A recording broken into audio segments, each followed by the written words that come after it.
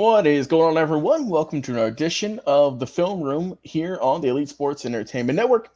I'm your host, producer, video moderator, whatever you want to call me today, Logan Landers. And join me to do a breakdown of the Washington Huskies and Texas Longhorns highlights from the Sugar Bowl last night. Jay McLevin. Jay, how are you doing this afternoon, my friend? Oh, man, it was a rough go of it yesterday. It was good for, oh, Lord, I don't know what that came from. It was a good day for Stat Guy because he's actually able to take his wife on a vacation rather than a divorce.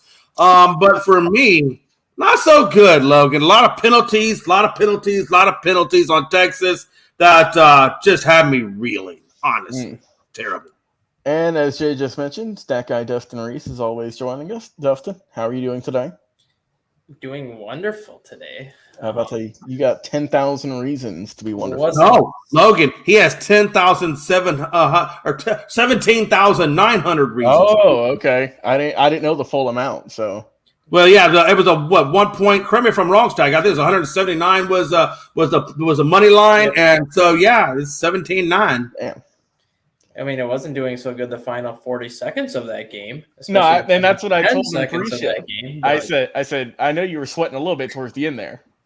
God, I know he was sweating. When they got down about that 10 to 15 yard line, yeah, he was sweating. I think I was more so mad at Dylan Johnson. Like, I understand that Dylan Johnson got hurt, but in that moment, you know that if you go down, the clock is going to stop.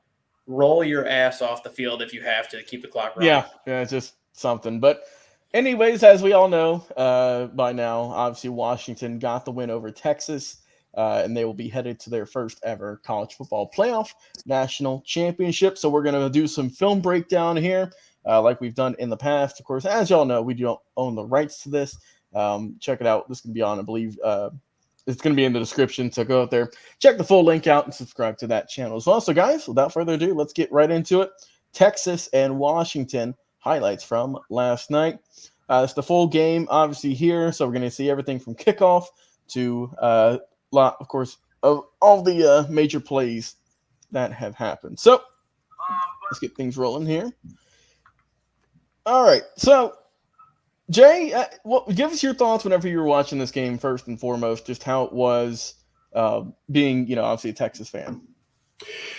Yeah, and like I said, Frankie was saying I was making excuses. I wasn't making excuses. The fact of the matter is Texas beat themselves. Washington did not beat them. It was Texas. We had two fumbles on, very well orchestrated drives that basically, one of them I think resulted in a touchdown. The other one, I think we did get the ball back. But, anytime you have two critical fumbles, and then you have about 15 penalties, you're not going to win a football game. It's just not going to happen the way you want it to. And I felt like that really was the storyteller of this game, is the fact that I felt like, it's really uncharacteristic for a Sarkisian run team to be that sloppy, to be that, careless. I mean, you had a lot of offsides, a lot of false starts. A lot of false starts.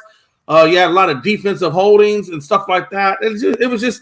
Yeah, I will say this. The one thing I noticed about this game, and the one thing that, like I was telling Dustin, even though you really don't have too much of a run game, those wideouts are fast, and they were blowing out our cornerbacks, and Penix was able to put the ball in really good spots. Mm-hmm. So, but if it wasn't for those penalties and those two fumbles, I think we'd have been looking at a different game, but it just didn't happen. So you just saw Washington got their first score of the game right there on the goal line, just a nice and easy score.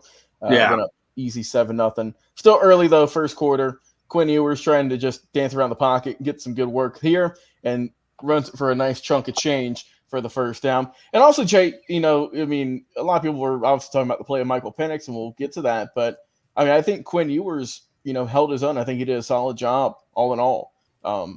It's like you said though, it's just that Washington just had a little bit more power to him. But I think that Ewers though, it's not like he had a bad performance or anything. I think he did solid.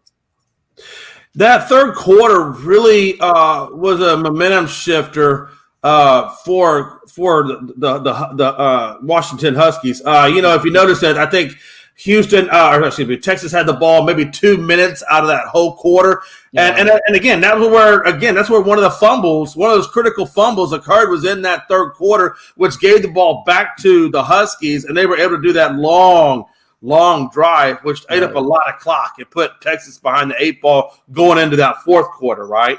Oh, yeah. And so, yeah, I mean, as you see here, obviously Texas got their score, tied up at 7 in the first. That right there is also the biggest X factor in the game. Romo Dunze? When you have a quarterback that completes better than 55% of his passes that travel 30 yards in the air or more, most quarterbacks can't even complete 30%. And he's actually hitting 55% of his passes that travel 35 yards or more on the air. I mean, just what Penix can do with the football. And it's not only what Jay was saying, the way that he can place the ball into a spot where literally it's either going to be an incompletion or his receiver is going to come down with it. Mm-hmm. But how hard he throws that football. Like even that one touchdown, which we'll get to in the second half, but I can't remember who said it.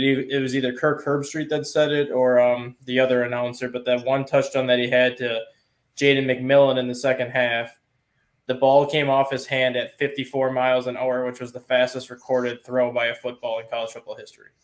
And then as you saw here, the special teams putting in some work there for Texas, Jay. You guys getting that nice stand and then putting in some work, almost got to it. And what were the refs going to say? Not quite. But you give it to the big guy. Give it he knocks it on home. You know, the thing about this game, really, which is why Penix was able to do some of the things he was able to do, was the fact that if you watch this game, Texas did not put a whole lot of pressure on Penix throughout the game. There were a few plays where they put pressure, but by and large, they really kind of had more of a prevent style of defense, more than they were an aggressive style of defense. That's because Washington's offensive line is the best offensive line in the country. Michael Penix. I understand that they're a good offensive line, but if you watch the way the linebackers and defensive ends, they were not really truly coming after Penix as much. Part of that has to do with your one safety that was out the first half. I think part of that had to do with. Well, of course, yeah, absolutely. They didn't want to blitz Michael Penix and put those cornerbacks in one-on-one situations because if you're going one-on-one against a Dunze and one-on-one against McMillan, you're screwed.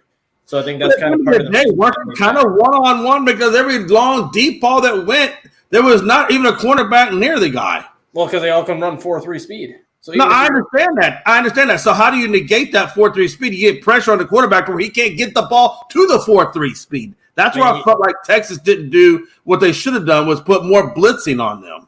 And even when they did blitz him too, like he gets rid of it so quick. Like even like right here, look at that.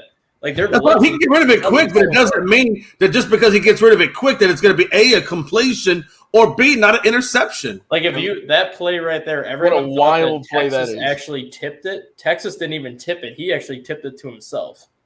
In just an insane play. You saw here Washington up by 1 score. Closing out the second quarter, almost Texas going on that drive, seeing if they can get it evened up.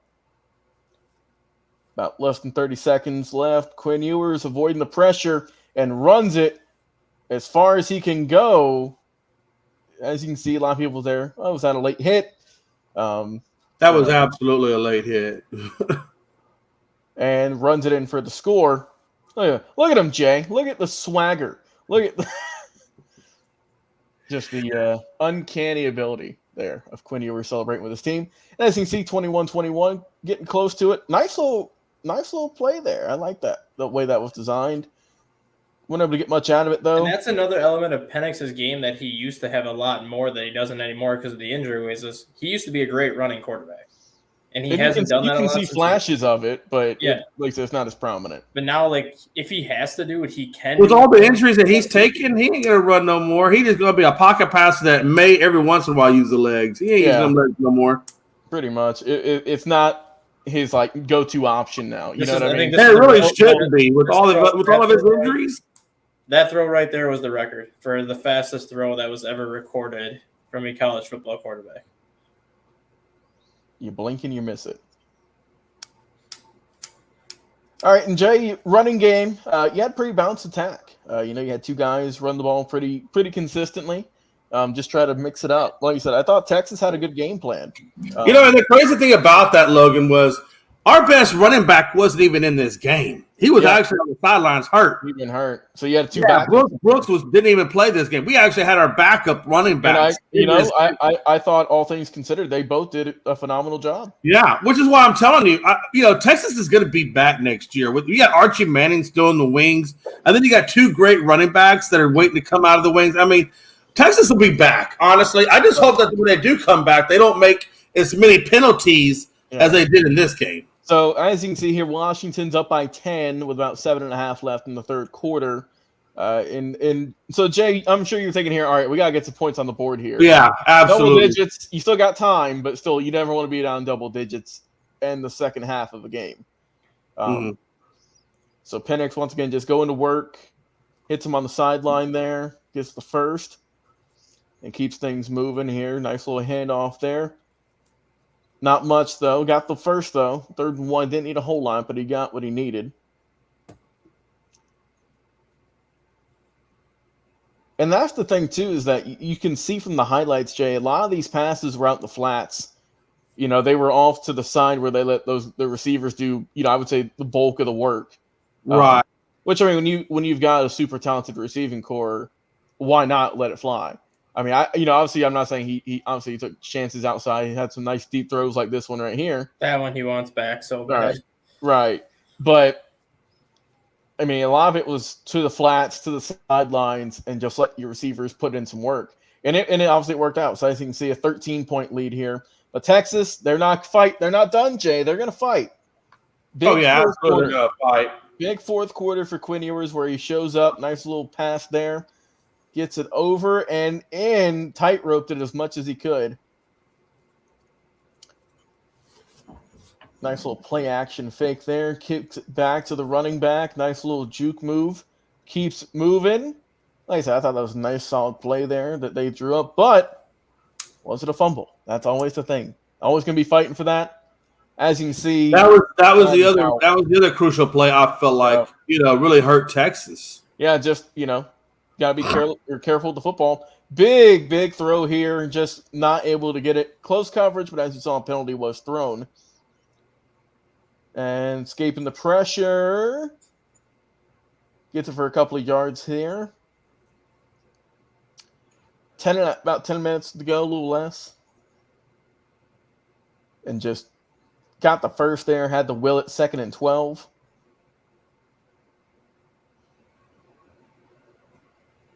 Yeah, Ewers just never got super comfortable. There's a few times, Jay, you could see where, he was standing in the pocket. For a lot of times, he was dancing around in terms of just trying to avoid. Yeah, he really was. Like I said, that was a beautiful ball there. Nice over the shoulder there and got to him in stride. That's what you like to see. All right, 8 minutes to go. Nice little pitch to the running back. Makes one miss, makes another. Not able to get to the edge, though. But still a solid run nonetheless. All right, nice little – you think they're going to punch it in, but nope. Nice little catch there, Jay. Nice catch there. Yeah, and that was another guy I felt like they didn't get involved enough in that game was Mitchell. I felt like Mitchell should have been way more involved in that game. Yeah, I mean, like I said, came up clutch there. Great catch in the end zone. 28-34 score at the moment. 6 minutes to go in the game. Less than that now. Low throw there, but number 11 makes it work, man. He just keeps rolling. That dude's special. All right. Big throw. That throw right there is just ridiculous. No, that's it. I mean, you're on tight. You're next to the sidelines. You ain't got much room to work with. Not much room for error. And Jay, you know that they wish they could have got that one back. That was absolutely clear straight shots at the quarterback. Couldn't get it. So while we wait for this ad to play here, because don't you love how ads pop up? Hey, that's an ad for Jade for hair growth. Oh, hey, Jay's got some good. He's got the locks. When you're this beautiful, hair really is not a factor, honestly. All right, I will tell you. I wonder how when you got a guy like Corum, when these guys go up against Michigan, you got like Corum. If they're going to be able, how they're going to be able to contain Corum? Yeah, and that's a good point, Jay. We're actually going to. I don't honestly. I don't think game next.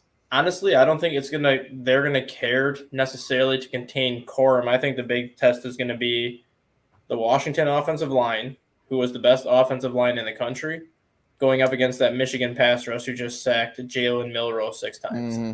If they cannot protect Michael Penix, Michigan's going to win that game by 3 or 4 touchdowns. Jay, you got the final minute of play here. You're still down by a few. Yeah. Field goal here. Well, he had to because they knew they needed 2 scores. Go for the onside, and unfortunately, not able to get it. Washington just runs out some clock now.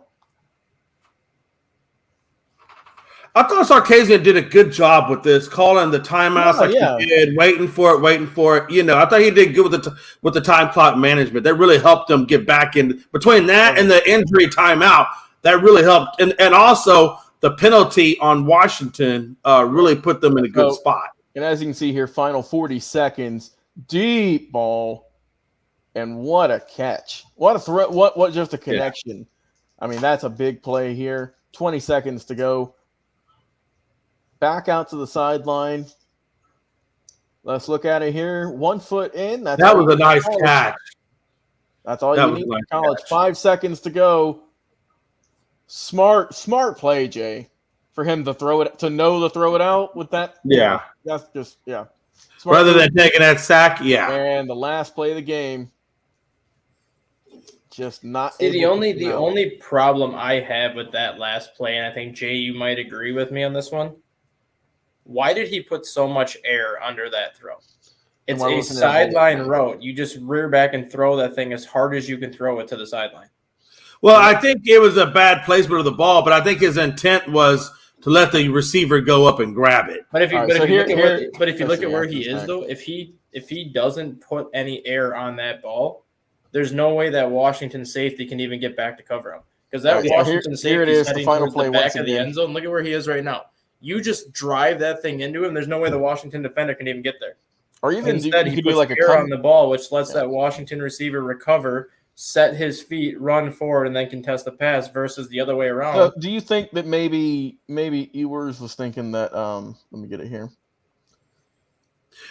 Because when he did that pass right there to the flat that was incomplete, I felt like what I would have liked to seen them do was had what's his face Mitchell and that other dude Sanders. I would have liked to see them do a double post route coming across from the left side to the right into the end zone and had them do that. I would have much rather seen that type of play. So once again, here's the final play. We'll get it going here. Because if you look there, the Washington cornerback is still backpedaling towards the goal line. All this guy would have had to do was turn his body facing Ewers and basically box him out like a defensive rebound, and that's a touchdown. If he just drives it in there and doesn't put any air on that ball. By putting air on the ball, he even threw it toward the sideline instead of just driving it right in there. I'm going to tell you, he could have maybe hit like a comeback route or something. I know he had a few yards there in the end zone. But, yeah, I can see, because obviously that's a popular play to throw the lob in the corner. But no, I think that there could have been some better plays. But we're going to talk about some plays that could have been made better in our next episode of the Film Room. Once again, Jay McLovin, Dustin Reese, always a pleasure. And a late addition here, Frankie Cruz, saying Bama and Texas will be back. Well, Frankie, you stay tuned because we're going to be reviewing your Alabama Crimson Tide, that game against the Michigan Wolverines coming up. And Jeff